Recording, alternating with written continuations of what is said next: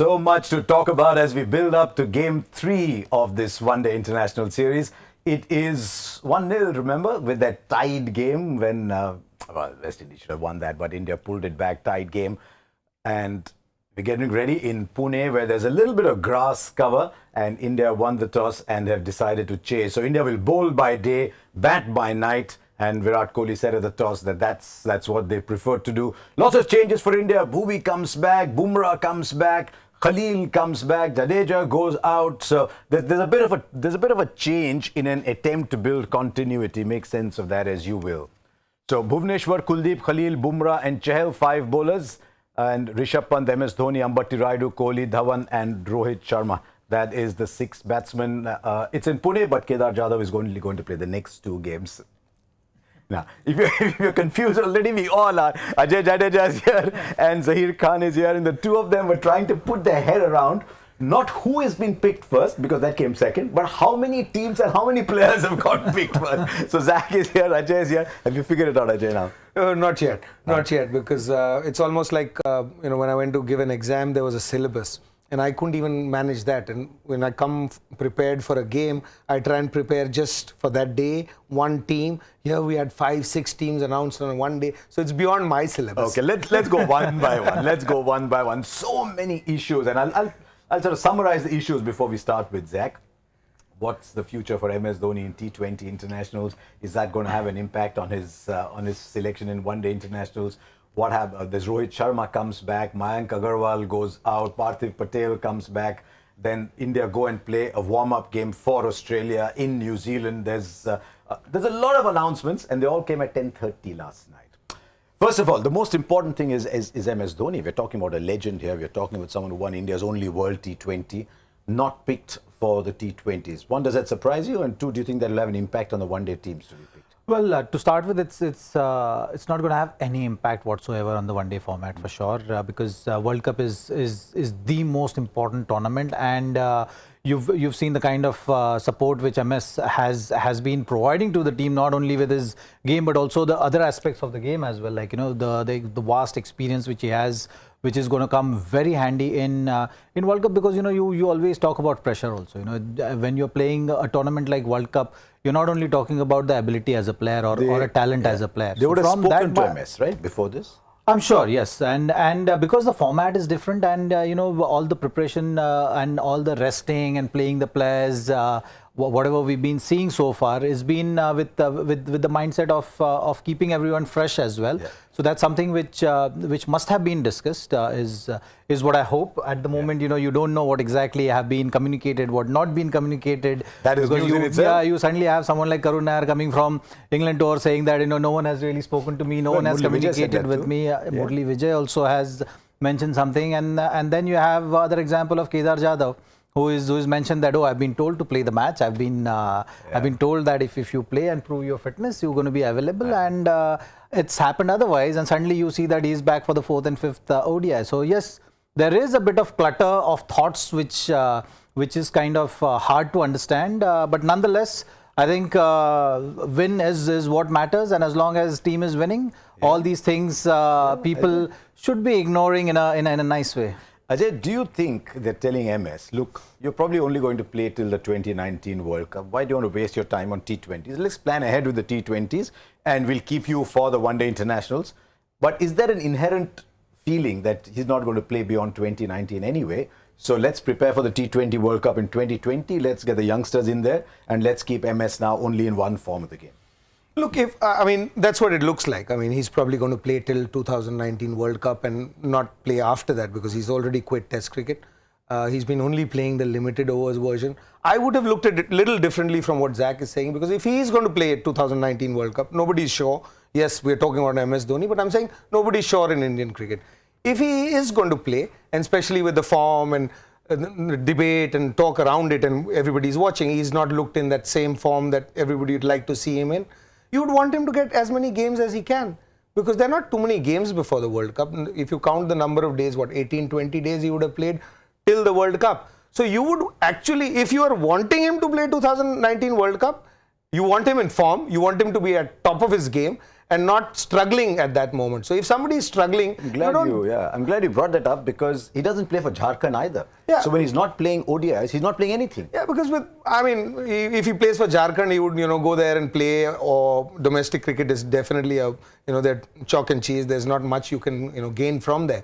So if he's going to get back in form, he's going to look good. Where is he going to do that? So if that is the case, that it's only till 2019 the World Cup, then if it was me, I would make sure that he plays each and every game that's possible. Unless the counter view is that he'll play the ODIs in Australia. Yep. He'll play the 5 ODIs in New Zealand, come back and play the ODIs against Australia at home, and play the IPL. So he'll have had a lot of cricket in the build-up to the 2019 World Cup. So look at the last 15 games. When does he walk in? With Virat Kohli and Rohit Sharma getting runs, nobody gets in. That's a problem in itself. So I'm saying, so when we're preparing for the World Cup, you want him at his peak of his game. Yes. And which he isn't. I mean, I'm probably too little a man to talk about his peak and not. But he's definitely not at his peak. So what do you want? Do you want him to get back?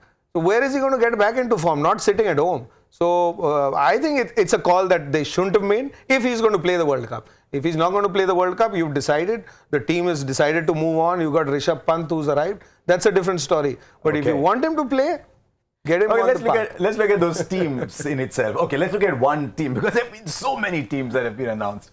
This is a T20 squad against Australia. It's different in only one respect from the T20 squad against the West Indies, in that Shahbaz Nadeem gets a game there. We picked 5 spinners for a T20 game.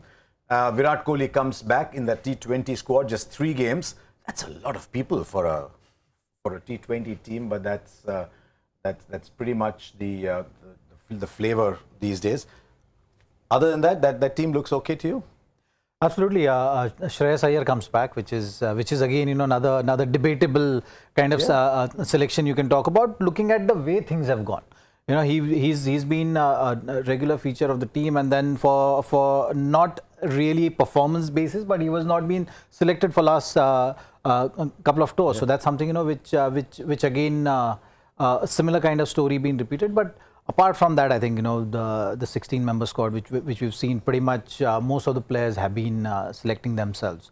So that's something which let's put that up again. Let's put that up again, and let's take a look at how many players have been picked, because there's only 3 games, remember.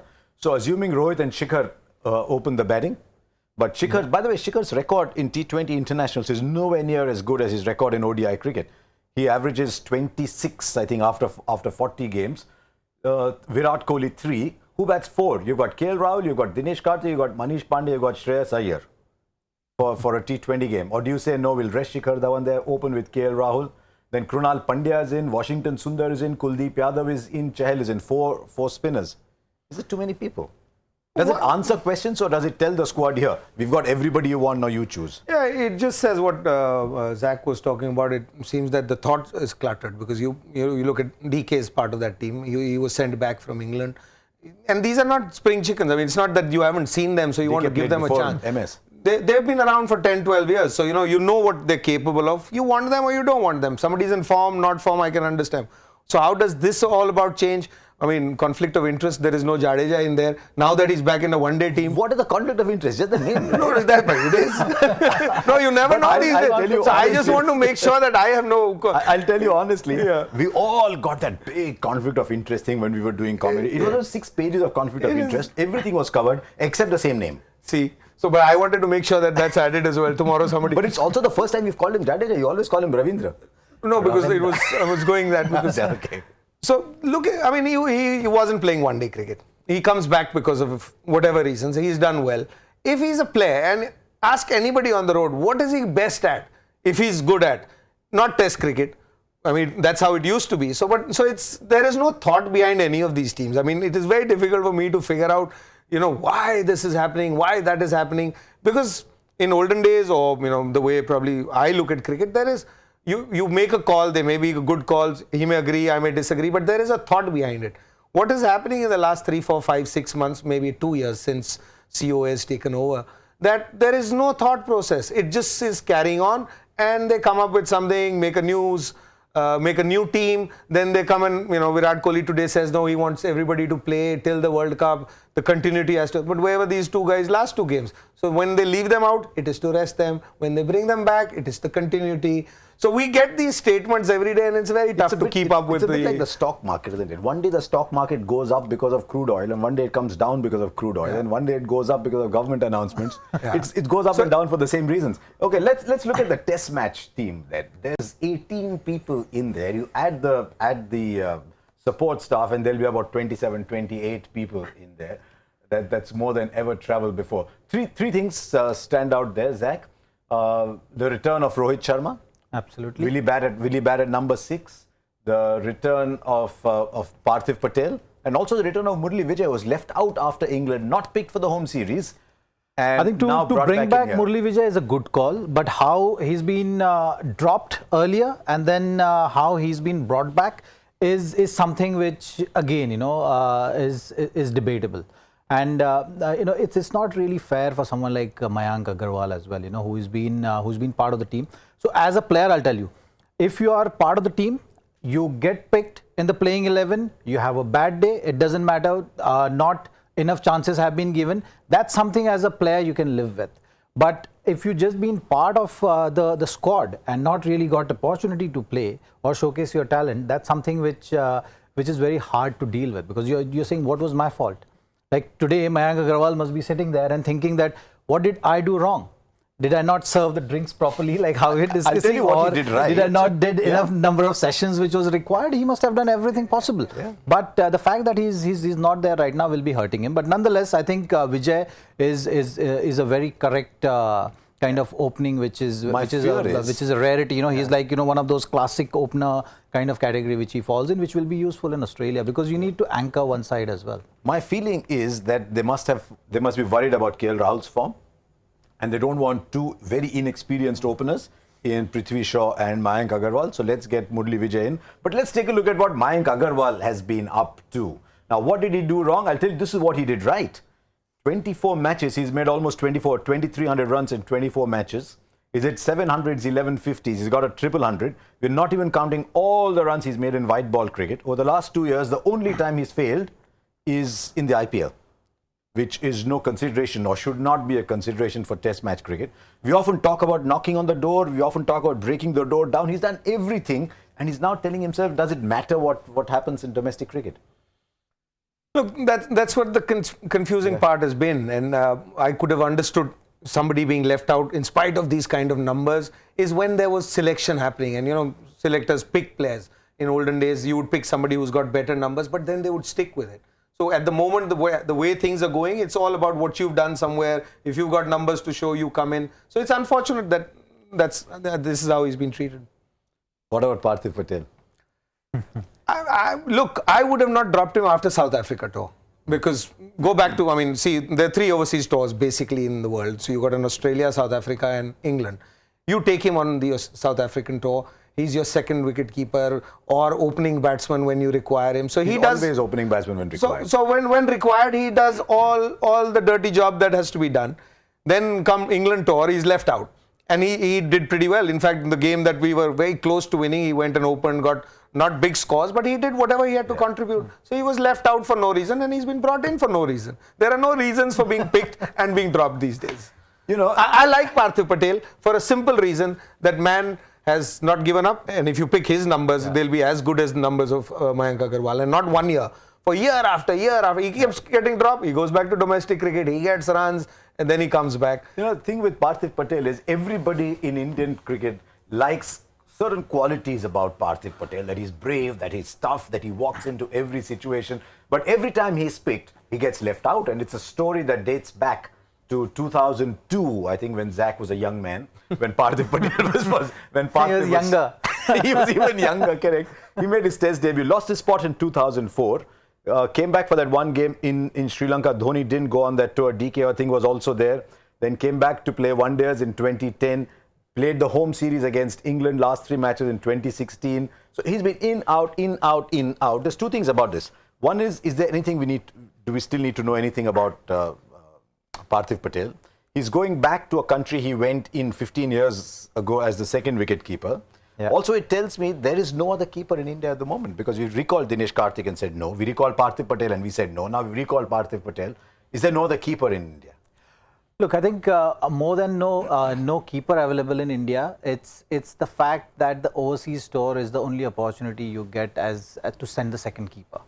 Then because of the pressures of the overseas tours and the conditions, you would want someone experienced at that stage. That's something, you know, which must have been looked at, because you don't want to send a young keeper there right now, you know, who is inexperienced and can get exposed in terms of just dealing with pressure. So those are the thought processes. But again, you know, like how we are talking about DK not being part of the test matches.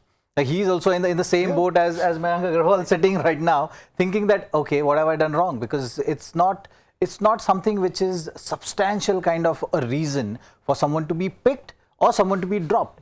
Parthiv was in the same situation as DK when the England tour was going on. Yes. He must be thinking, okay, you know, I had a great opportunity, second keeper, I was looking forward to it. But DK had few innings leading up to the England selection, and then suddenly the thought process was that. And now suddenly the thought process is against DK. So it's tough. I think, you know, as a cricketer right now, it's tough to keep going. But one thing with Parthiv, which has been the hallmark of his cricketing career, and I think there are only two names come to my mind. One is Parthiv Patel and another one is Ashish Nehra.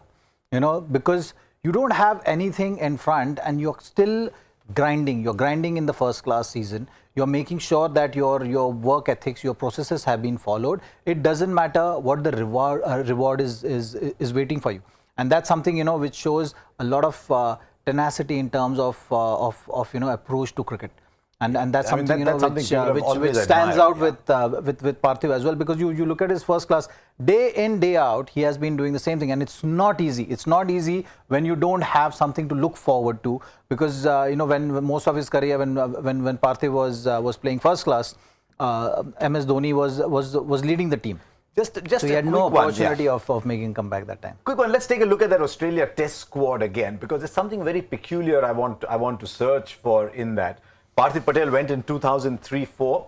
Now let's go down that list. Kohli, Murali Vijay started, what about 2007-08? I think he played, he might have played a game.